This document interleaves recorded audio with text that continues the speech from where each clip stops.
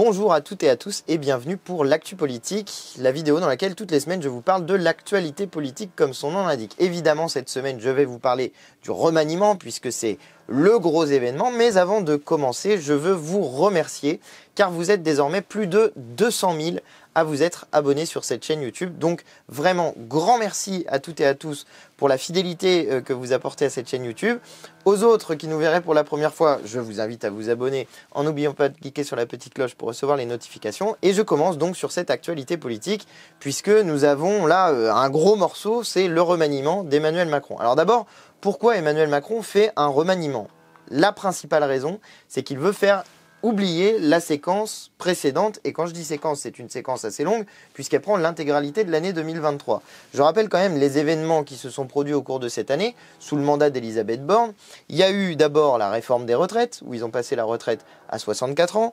Il y a eu ensuite la mort de Naël et le fait qu'il n'y a eu aucune prise de décision politique suite à la mort de Naël pour, par exemple, revenir sur la loi de 2017 qui est un véritable permis de tuer pour les policiers. Il n'y a eu aucune critique des ministres de Macron sur ce qui s'est passé à ce moment-là et il n'y a pas eu de réponse politique alors même qu'il y a eu des révoltes urbaines dans tout un tas de villes de France. Ça c'était le deuxième événement. Le troisième élément c'est évidemment le conflit israélo-palestinien et puis cette forme d'impréparation d'Emmanuel Macron dans ce conflit international puisqu'il a quand même dit à un moment donné, avant de se rétracter fort heureusement, qu'il fallait aller faire la guerre au terrorisme, c'est-à-dire potentiellement envoyer des troupes françaises pour combattre le Hamas. Bref, heureusement que M. Macron est revenu sur cette idée-là parce que aller mettre des troupes françaises dans un tel bourbier, ça aurait été vraiment une catastrophe absolue compte tenu du fait, et on le voit bien aujourd'hui, qu'Israël bombarde n'importe quoi, n'importe comment, y compris des journalistes, y compris des membres de l'ONU, et surtout, principalement, des populations civiles, et à l'intérieur de ces populations civiles, des femmes et des enfants. Donc M. Macron a raconté n'importe quoi sur ce sujet-là. Et puis enfin, le dernier point, la dernière séquence, c'est cette fameuse loi immigration, qui est une loi xénophobe. Je dis xénophobe à dessein, et j'utilise le mot à dessein, parce que ça veut dire la peur de l'autre, la xénophobie, la peur de ce qui est différent. Et c'est exactement ça qu'ils ont fait avec cette loi, c'est une loi de la peur de ce qui est différent. Désormais, ils ont mis dans la loi quelque chose qui est abominable, qui est la remise en cause du droit du sol. Le droit du sol, c'est quelque chose qui existe depuis 1515 en France, c'est-à-dire avant la Révolution française, dont vous savez qu'elle met très cher, mais c'est quelque chose qui est fondamental de l'identité française et ensuite de l'identité républicaine des Français à partir de 1792 et de la Révolution française, en tout cas du moment où on proclame la République française. Et tout ça, eh bien, ça a été englouti dans la séquence immigration parce qu'ils ont remis ça en cause en disant que désormais, quand un enfant d'étranger arrive à 16 ans, eh bien, il devra faire la demande de la nationalité française alors que jusqu'à présent, c'était automatique. Ce qui, au passage, et j'en finirai là, fait une différence entre des gosses de la même famille, l'un ayant actuellement 17 ou 18 ans, l'autre ayant actuellement 14 ou 15 ans. Il y en a un qui va devoir faire une demande et pour l'autre, c'était automatique. Vous voyez que pour l'idée républicaine d'égalité et même de fraternité, puisque c'est à l'intérieur d'une fratrie en l'occurrence, eh ben, on est carrément à côté de la plaque sur ce sujet-là. Donc c'est tout ça que M. Macron essaye de faire oublier avec cette séquence de remaniement. Pourquoi il essaye de faire oublier tout ça? Parce qu'il y a des élections. Le 9 juin, il y a les élections européennes. Et donc M. Macron a peur de perdre ces élections européennes, a peur de se prendre une grosse gamelle électorale le jour du 9 juin de ces élections européennes. Et donc il essaye de trouver des outils de communication pour faire oublier cette séquence. Et alors là, bingo, il a trouvé le meilleur outil de communication possible, Gabriel Attal, Premier ministre. Pourquoi c'est un bon outil de communication, Gabriel Attal, Premier ministre? Parce que ça permet de raconter une histoire. Les politiques, ils aiment bien ça. Le Premier ministre, il est jeune, et ça c'est le grand événement, Gabriel Attal, le Premier ministre le plus jeune de la Ve République. Alors pendant 2 jours ou 3 jours, vous allez avoir les médias qui vont être en boucle comme ça. Pendant 2-3 jours, ils vont dire « Gabriel Attal, le Premier ministre le plus jeune de la Ve République, rendez-vous compte, il a 34 ans. » Alors ça, c'est vraiment un ministre très très jeune. Il est très très fort, il est travailleur. Vive Gabriel Attal, le ministre le plus jeune de la Ve République. Et puis après, vous allez avoir une deuxième séquence. Qui va être le ministre de l'Intérieur? Est-ce que Gérald Darmanin va être confirmé dans son poste par Gabriel Attal?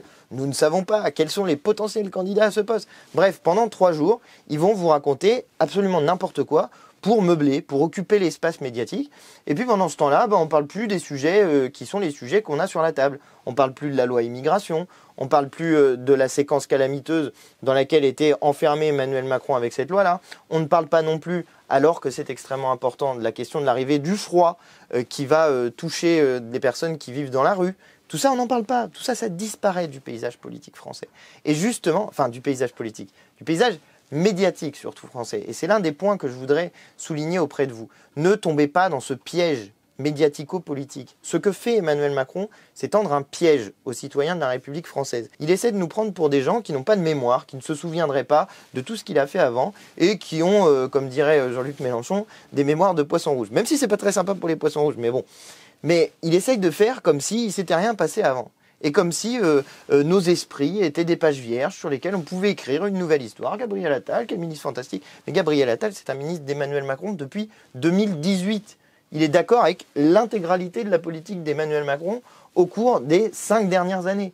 Gabriel Attal, c'est un ministre qui était d'accord pour la suppression de l'ISF, qui était d'accord pour la réforme de la retraite à 64 ans, qui est d'accord pour l'intégralité de la politique d'Emmanuel Macron. Il est d'accord avec la loi immigration dont je viens de vous parler. Donc Gabriel Attal, c'est un rouage du macronisme. C'est quelqu'un qui est un pur produit de la Macronie, qui est vraiment en plus, vous voyez ce côté jeune et dynamique, là, ça c'est du Macron pur jus, sur le plan communicationnel, c'est parfait. C'est pour ça qu'ils sont hyper contents d'avoir réussi à trouver Gabriel Attal. Mais ce que ça veut dire sur le plan politique, c'est que c'est une Macronie rabougrie en réalité. Parce que je vous ai dit, Gabriel Attal, c'était un des fidèles de Macron. D'ailleurs, dans son discours d'investiture, il l'a rappelé, il a dit, moi je suis fidèle, loyal, je ne sais plus comment il a dit, au président de la République. Vous voyez, il s'inscrit dans cette logique-là et dans cette lignée-là. Mais ce que ça veut dire, c'est un rétrécissement de la Macronie sur elle-même. Elle est en train de se rabougrir sur les fidèles, les loyaux parmi les loyaux. Et Gabriel Attal, c'est ça. C'est typiquement quelqu'un qui va être capable d'aller mener le dur de la politique d'Emmanuel Macron, qui, je pense, se fiche de se cramer, contrairement à ce qui est dit, qui est répété sur le thème Gabriel Attal, un potentiel candidat à l'élection présidentielle, etc., etc. Je pense qu'effectivement, lui pense au fait qu'il peut être candidat à l'élection présidentielle, vu que dans la Macronie, il y a l'idée de la succession à Emmanuel Macron, et ça c'est un peu leur débat à eux, mais nous on n'en a rien à faire, puisque tout ce qui nous intéresse, c'est de savoir ce qui va être fait pour le pays. Et ce qui va être fait pour le pays, ben, justement, c'est le dur de la politique d'Emmanuel Macron. Parce que moi je pense vraiment que ces gens sont convaincus qu'on obtient des postes de candidats à l'élection présidentielle ou je ne sais quoi, en montrant de la dureté, en montrant de la fermeté, en étant vraiment la bonne lignée Emmanuel Macron, la bonne continuité d'Emmanuel Macron. Et donc je suis convaincu du fait qu'il se fiche de se cramer en faisant ça, parce que tout ce qui l'importe lui, c'est de faire les choses exactement comme fait Emmanuel Macron. Il se dit, si ça fonctionne, tant mieux, je suis candidat à l'élection présidentielle. En tout cas, je peux être investi par mon parti candidat à l'élection présidentielle. Et il se dit, si ça fonctionne pas, tant pis, au moins j'aurais fait le travail qu'on attendait de moi. Et donc, à un moment donné, on viendra me voir en disant, c'est bien, c'est du bon boulot, etc., etc. Donc ces gens-là, ils s'en fichent en réalité de tout ça. Et c'est ça qui est dramatique, c'est qu'il n'y a pas de vision clair, il n'y a pas d'ambition claire pour le pays, pour lutter contre l'inflation, pour lutter contre le chômage, pour augmenter les salaires. Tout ça, ça ne les intéresse pas. Eux, ce qu'ils veulent, c'est continuer à faire la politique au service des milliardaires et une politique qui détruit les droits des travailleurs. Et d'ailleurs, il faut vraiment être très inquiet sur ce sujet-là. Parce que ce qu'a dit Gabriel Attal, il a dit 2 choses qui concernent directement ça. Il a dit, petit 1, il faut que le travail paye. Alors vous allez me dire, bah ça c'est l'augmentation des salaires. Non, c'est pas ça. Il faut que le travail paye dans un vocabulaire de macroniste. Ça veut dire, il faut qu'on diminue le niveau des cotisations pour que potentiellement le salaire net augmente. Ou bien qu'on diminue le niveau des impôts pour que le salaire net augmente. Et l'entourloupe, c'est qu'évidemment, quand vous baissez le niveau des cotisations ou que vous baissez le niveau des impôts, derrière il faut faire des économies sur le service public. Et donc l'argent qui est socialisé, qui permet de financer des services publics et qui permet de financer des choses utiles pour les gens qui ont le moins, parce que ceux qui ont le plus payent davantage, et bien tout ça c'est supprimé, et c'est toujours au profit de ceux qui ont les moyens de se payer des services privés plutôt que des services publics. Ça c'est le premier point. Et le deuxième point, il a dit, je ne me souviens plus comment il a formulé ça, mais il a dit qu'il fallait simplifier, il fallait un choc de simplification, je ne sais plus comment il a dit, pour les entreprises. Alors là, vous pouvez être très inquiet, et particulièrement, vous pouvez être inquiet si vous êtes un salarié, parce que ça veut dire qu'ils vont vous supprimer des droits, mais vous pouvez être aussi inquiet si vous êtes un chef ou une chef d'entreprise ou un commerçant ou un artisan, parce que ça veut dire qu'ils vont encore vous bordéliser les trucs. Moi, j'étais avec des patrons il y a quelque temps pour les vœux de la Chambre de commerce et d'industrie de l'Essonne, et ben figurez-vous que les patrons, ce qu'ils demandent, les petits patrons, ce qu'ils demandent, c'est pas des baisses d'impôts, je sais pas quoi, c'est de la stabilité, c'est de la clarté, c'est de la lisibilité. Ben là, vous pouvez être sûr qu'avec Gabriel Attal, ils vont tout vous bazardifier parce qu'il faut montrer que ça bouge, etc., etc. Donc, vous avez une ligne qui est tracée pour les 3 années à venir qui nous séparent de la prochaine élection présidentielle. Gabriel Attal, il va faire du macronisme pur jus, il va faire du dur de dur en espérant que ça passe avec toute la violence d'État dont est capable la Macronie. Vous pouvez être sûr de ça. Mais leur objectif principal dans la séquence qui s'ouvre maintenant, c'est les élections européennes. Donc, pendant les 6 mois qui arrivent là, ils vont sans arrêt essayer de faire des choses qui font de la communication, qui empêchent qu'on parle des sujets de fond, juste pour noyer le poisson sur ce qu'ils ont fait auparavant. Et puis après, dès que les européennes seront passées, vous pouvez être sûr qu'ils vont y aller à fond les ballons sur une politique macroniste dure de dur. Donc, raison pour laquelle il est très important, si vous écoutez cette vidéo, que vous vérifiez votre inscription sur les listes électorales, que vous vérifiez que vous avez bien la possibilité de voter dans votre commune, là où vous habitez, aux élections européennes. Les élections européennes, tout le monde peut voter à ces élections-là, d'accord? Tout le monde. Vous avez 18 ans, vous êtes citoyen de la République française, et même vous pouvez voter si vous êtes citoyen de l'Union européenne. Donc vous avez la possibilité de voter aux élections européennes, même si vous êtes par exemple espagnol ou italien, mais que vous résidez dans une commune française, je crois, depuis 5 ans. Mais en tout cas, vérifiez votre inscription sur les listes électorales, parce que ça vous donnera la possibilité d'aller voter à ces élections. Et si vous n'êtes pas content de Macron et de tout ce qu'ils ont fait avant, parce que là, ils vont essayer de vous faire oublier ce qu'ils ont fait avant, donc il ne faut pas l'oublier, il faut le garder en tête. Si vous n'êtes pas content de ça, c'est le moment de vous inscrire sur les listes électorales, au minimum de vérifier, ça peut se faire sur Internet, on va vous mettre le lien en commentaire épinglé de la vidéo et en description, pour que vous puissiez vérifier votre situation électorale et vous inscrire sur les listes électorales. Ça peut se faire par Internet, c'est très facile, et c'est très important de leur mettre une gamelle électorale pour qu'ils comprennent bien que maintenant il y en a ras-le-bol et que ce qu'on attend dans le pays, c'est un changement de politique qui donne l'avantage d'abord au salaire, qui bloque les prix, qui évite que les milliardaires s'en mettent plein les poches tandis que les travailleurs, eux, galèrent, et qu'il y ait des gens qui soient à la rue alors que de l'autre côté, il y a des dividendes records qui ont encore été versés par le CAC 40. Voilà ce que c'est que ce remaniement. C'est une entourloupe. C'est une manière d'essayer de nous faire oublier la politique d'Emmanuel Macron avec un gars qui pourtant est un concentré de macronisme. Et évidemment, dans cette ambiance-là, le rôle des médias, il est central parce que les médias, ce sont eux qui participent de cette politique macroniste d'effacement des mémoires. C'est eux qui sont là pour essayer de faire en sorte que, oui, bon, on parle de la pluie et du beau temps. En l'occurrence, on ne parle même pas de la pluie et du beau temps, vu qu'il fait moche, et que justement, on ne va pas parler de la question de la pauvreté pour les gens qui sont dans la rue. Mais c'est ça qu'ils essayent de faire. Ils essayent de nous faire oublier le moment politique dans lequel on est, l'histoire politique récente, la dernière année et demie depuis l'élection d'Elisabeth Borne, Madame 49.3, on n'en parle plus, on parle de Gabriel Attal, le mec qui est jeune, qui est dynamique, qui est fringant, vous voyez, hop là, ça c'est du macronisme qui envoie, et évidemment les médias raffolent de ça, parce qu'ils ont des histoires à raconter, et ils vont nous saouler pendant 2, 3, 4, 5 jours, et ensuite il va y avoir... Et le discours de politique générale de M. Attal, va-t-il demander la confiance ou ne pas demander la confiance, blablabla. Ils essayent de nous faire une histoire qui va durer d'abord 3-4 jours sur la constitution du gouvernement, peut-être même plus longtemps, parce que les macronistes, ils nous ont habitués à des séquences comme ça qui durent assez longtemps. Et puis ensuite, il y aura sa prise de fonction réelle, son premier discours à l'Assemblée nationale, les députés macronistes qui l'applaudissent, etc., etc. Et on essaye de vous faire cette ambiance-là on parle d'autre chose. Nous, les insoumis, on va faire quelque chose. C'est que si M. Attal ne demande pas la confiance à l'Assemblée nationale, dans n'importe quelle démocratie, un ministre, il n'est pas ministre du roi Emmanuel Macron. Il est ministre qui reçoit la confiance de l'Assemblée parlementaire. D'accord ? Il vient devant l'Assemblée, il dit « moi je vais faire ci, je vais faire ça ». Et là, il y a un vote de confiance de l'Assemblée parlementaire. Et bien nous, on va demander à M. Attal qu'il y ait un vote de confiance, qu'il fasse un discours de politique générale suivi d'un vote de confiance. Et si M. Attal refuse de faire un vote de confiance, nous déposerons une motion de censure sur la base de l'article 49 alinéa 2 de la Constitution, vu que nous avons la possibilité de déposer 3 motions de censure par année parlementaire. Et bien on va le faire, voilà. Si jamais lui ne demande pas la confiance, on dépose une motion de censure et comme ça, il y a une forme de vote de confiance. Si vous votez la censure, vous êtes dans l'opposition. Si vous ne votez pas la censure, vous voulez participer à la politique d'Emmanuel Macron. Voilà ce que nous allons faire parce que c'est le seul outil qu'on a pour qu'il y ait un semblant de démocratie là où M. Attal veut qu'il n'y en ait aucune.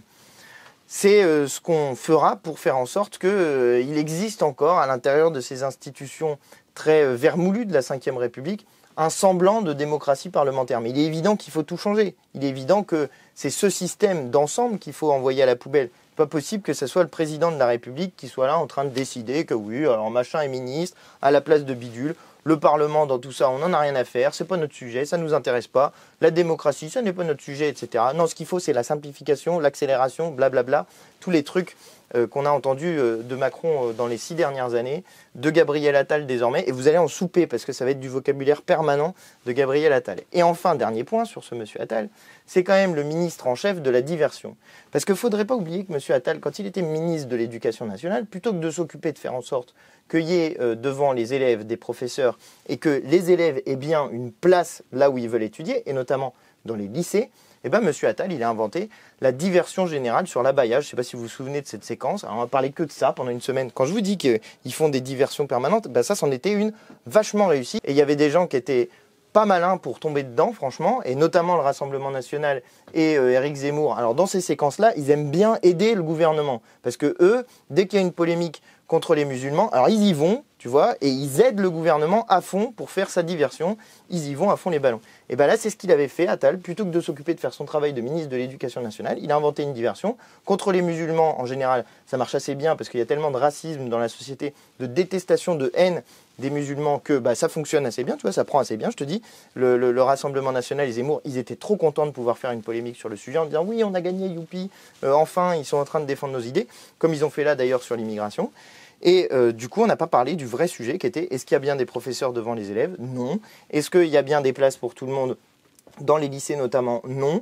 Et qu'a fait M. Attal? Rien. Mais il a inventé une diversion qui à la fin concernait absolument personne, puisque il y a eu extrêmement peu de cas de jeunes femmes qui refusaient d'enlever leur abaya. Et en réalité, c'était parce que quand tu es venu habillé d'une certaine manière à l'école, au lycée, tu vas pas t'habiller d'une autre manière comme ça parce que t'as rien sur toi. Bref, des situations mais ridicules. Et la 6e puissance économique du monde a occupé sa rentrée scolaire à parler de ça, plutôt que de parler de la situation des étudiants, plutôt que de parler aussi, par exemple, des questions de jeunes qui n'ont pas accès à la cantine parce qu'ils n'ont pas les moyens et que du coup, il y a des jeunes qui ont faim dans les écoles. Voilà, tout ça, on n'en a pas parlé, c'était pas un sujet. Et ça, c'est la technique permanente du macronisme. On parle d'autre chose, on passe à un autre événement, et la politique, les idées, on parle des personnes. Et parler des idées, ça par contre, il n'y a plus personne. Et les médias sont à fond pour aider les macronistes là-dessus. Et une fois de temps en temps, l'extrême droite va dans le même ordre d'idées parce que, bah, tiens, une polémique contre les musulmans, évidemment, eux, ils sont trop contents. C'est leur fonds de commerce, ils font que ça. Des polémiques contre les musulmans ou contre les immigrés, ça change des fois. Des fois, ils font des amalgames entre les deux, tu vois, ils mélangent. Et ils secouent bien comme ça, et ça provoque de la haine, mais ça ne provoque pas de la politique, ça ne provoque pas de la réflexion, et on ne pose pas les questions de ce qui est utile pour le pays. C'est ce que nous, on essaye de faire. C'est ce qu'on fera à l'Assemblée nationale en déposant cette motion de censure pour qu'au moins il puisse y avoir un débat parlementaire et un vote sur le sujet de la nomination de M. Attal. Vous allez suivre ça dans les jours à venir. Mais je tenais à vous dire ça. Je tenais à vous dire, faites attention. Ne vous laissez pas emmener dans la diversion dans laquelle Emmanuel Macron essaye de vous emmener. Ne tombez pas dans le piège d'Emmanuel Macron. Parce que c'est un piège qui vous est tendu pour essayer qu'on parle d'autre chose que des sujets qui intéressent l'ensemble de la population française. On n'en a rien à faire de ce changement de gouvernement parce que ça ne va pas changer de politique. On n'en a rien à faire, ça ne va rien changer. C'est un feuilleton, c'est une invention, c'est un Netflix de la politique. On est en train de vous vendre ça avec des nouveaux personnages. C'est la 2e saison du macronisme et ils vont vous parler que de ça. On s'en fiche. Ce qui nous intéresse, c'est les idées. Et sur les idées, on jugera sur pièce et sur place, mais en réalité, on sait déjà ce qu'il va faire du macronisme pur jus. Donc n'ayez aucun doute, c'est un gouvernement qu'il faut combattre, comme le précédent, comme le prochain, si jamais à un moment donné ça change pour que M. Attal puisse être le candidat officiel de la Macronie à l'élection présidentielle. Mais soyez certains du fait que la bonne chose à faire, c'est combattre ce gouvernement et que le meilleur moyen, celui qu'on a dans l'immédiat, c'est donc le 9 juin de se saisir des élections européennes pour leur mettre une gamelle électorale. Voilà, c'est ça qu'il faut faire et c'est l'objectif que, en tout cas, je vous fixe pour cette vidéo de rentrée, même si je vous retrouverai dans quelques jours pour une vidéo un peu plus complète. Bilan de l'année 2023 et perspective 2024. On fera un petit peu plus long que celle-ci. Là, je voulais faire la vidéo un peu actualité, mais je tiens quand même à vous faire une vidéo un peu complète sur ce qui s'est passé dans l'année 2023 pour voilà, faire un petit point, parce que quand même, c'était une année, chargé et vraiment bien chargé, quoi. Et l'année 2024, je pense qu'on a des choses intéressantes à faire tous ensemble à l'intérieur de cette année. Et pareil, j'aimerais vous en parler. Ce sera dans la prochaine vidéo de ma chaîne, probablement en fin de semaine, vendredi ou samedi, je pense. Et en attendant, du coup, c'est le moment de vous abonner à la chaîne si vous ne l'avez pas encore fait.